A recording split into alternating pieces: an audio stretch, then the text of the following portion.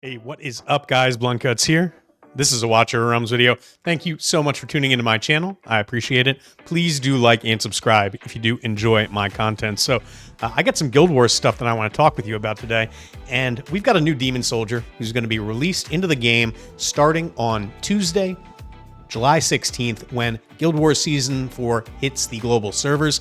Very exciting. I'm super excited about it. Honestly, I've been making a whole bunch of other content. All I've been thinking the entire time is, where oh where has my Guild Wars gone? I am just so excited to get back to some quality Watcher of Realms PvP. So really excited about that. I hope you guys are too. I've got a couple of cool things to show you. Let's get into it. All right, guys, I'm going to get to the new Demon Soldier in a second, but before I do that, I do want to just take a look at this Imperial Pharaoh guard here. If you didn't know, the Imperial Pharaoh guard, his fragments were only obtainable through Guild Wars rewards in the previous seasons, meaning that he was very hard to level up. You couldn't farm him. There was nothing you could do to go and like run a bunch of gear raids in order to get fragments for his upgrades. So you were kind of stuck hoping on RNG to give you enough fragments in order to upgrade him. And what this really meant was that it was next to impossible to get him to level 5, where he is going to get this magic resist enhancement where he gets plus 15% magic resist. I know that personally mine capped out around 25k magic resist when I did have him affiliated pretty high. I think that this is going to get him closer up to maybe 28, 29k magic resist, which is going to get him closer to the Fallen Templar, the kind of defense, physical damage resist equivalent in the Demon Soldier lexicon or ranks or whatever you want to call it. So he is going to become tankier. He's going to be able to take more magic damage, and I am super excited about that. We are all going to get a chance to level him up to level 5, and that is super exciting. But the question is, where can you farm him? And so if we go over here and then I click on the fragments here, we can see he is going to be farmable in Gear Raid 2. So this is something that as soon as it goes live, we should be able to do this. Again, I am on Forerunner right now, so I assume that this is how it's going to translate over to global, but you know, we never really know until it appears, right? So very exciting stuff. I can't wait to farm the shit out of Gear Raid 2. Let's get to the new Demon Soldier, huh? All right, guys, so this is the brand new Demon Soldier, the Frozen Drifter. I'm super excited about this guy. He brings a lot to the table. He does a lot of kind of unique things. You may recognize him from the Ymiric stages in the Anniversary challenges. It's kind of based around freeze damage. He's a high physical damage dealer. Very, very cool. Let's talk through the text here. So it says this unit deals relatively high physical damage, but is also fragile, with a low chance of inflicting Winter's Bite on targets when attacking. Okay, sounds good. Fragile, but high attack, kind of a glass cannon based on the description. There's some very unique things to his kit. Let's read through his skills over here. So Chilling Touch launches melee physical attack with a 12% chance of inflicting Winter's Bite when attacking. So 12% chance every single attack that he does that he's going to apply Winter's Bite. If you don't know, Winter's Bite is the debuff that Anora and Ymiric both apply. Basically what it does is it can stack up to 3. Every stack provides a 25% reduction to movement speed. So 1 stack is a 25% slow, 2 stacks is a 50% slow, and then 3 stacks is a 75% slow. However, unless the target is CC immune or immune to freeze, they are going to get frozen on the 3rd stack. And the interesting thing about it is if we look at the video that Moonton has provided here, we can actually see that just like in the Ymiric challenge stages, when somebody is frozen by this skill, they can't block anybody, meaning that the Demon Soldiers are going to be able to pass directly through them, just like they are right now, as these Frozen Drifters just run right past Olag right there. Very, very cool. Now, I can't test this out live, so I can't 100% say that this is how it's going to work. I don't really trust Moonton to be careful with the way that they put this out, but considering the clip, you'd have to think this was intentional, and this is how it's going to work in game. So until we see otherwise, I'm going to assume that this is how it functions. But I did want to toss that disclaimer out there because there's just so many inconsistencies out there that I feel like I can't really depend on anything being true, but that does appear to be the way that it is going to work, and it certainly is the way that it worked in the Ymiric challenges, so that is something to keep in mind. All right, let's look at his second passive here. So a creature living in the ice field suffers a slightly shorter freeze while receiving increased continuous damage. So I guess he's going to be vulnerable to continuous damage, but he's also going to have a reduced freeze duration if you are using freeze heroes against him. So the likes of Mari and Ymiric and Anora and I guess Boreas, these heroes are not going to be able to freeze him for quite as long as normal. So that is something to keep in mind. Now, Ymir actually increases the duration of freezes, so I wonder if it just cancels this out, basically, but we will have to wait and see.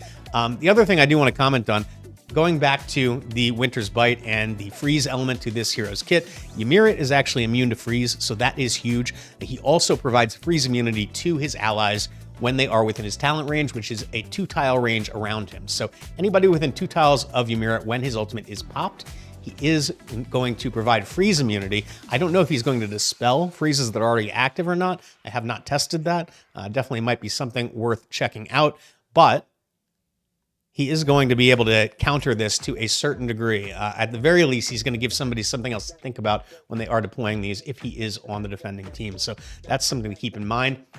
Let's take a look at the attributes down here. So he's 4 cost. 2 of them are deployed at a time. So in total, you could deploy 2 sets, so 4 total. They are that would be 8 cost total, meaning you could do them consecutively and deploy 4 at once.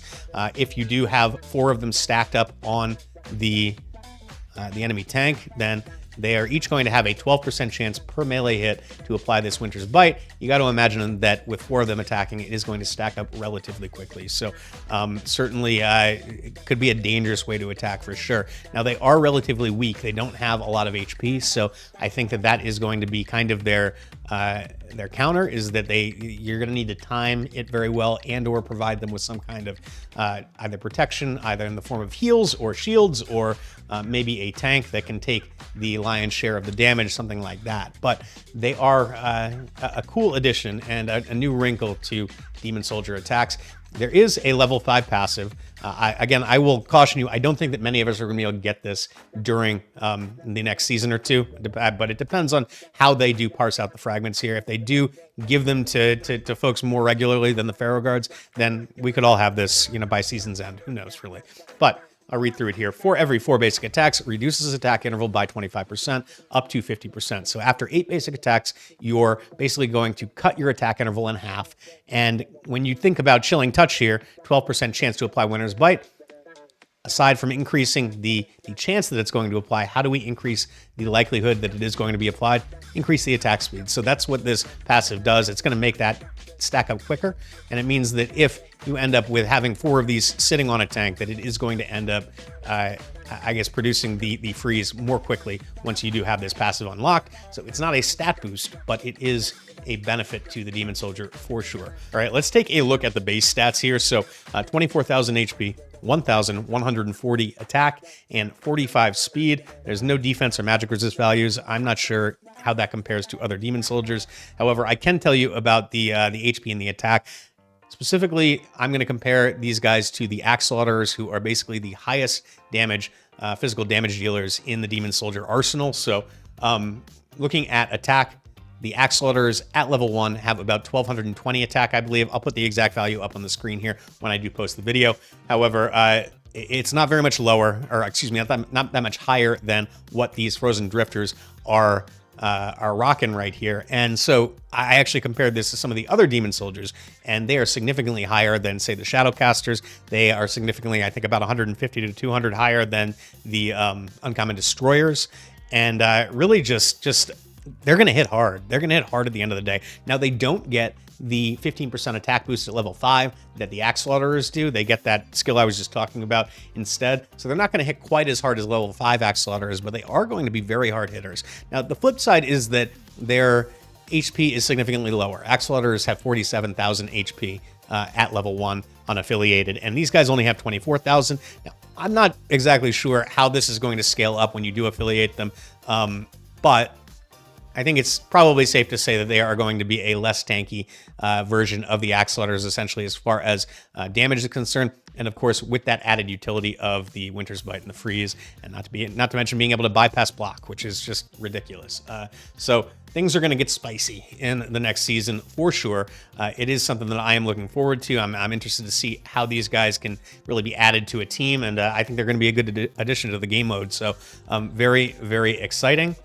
With that said, I think that's all I've got to tell you about these guys right here. I wish I could play with them, but even on Test Realm, I don't have access to these guys. So we're just going to have to wait until we start seeing them on the global servers.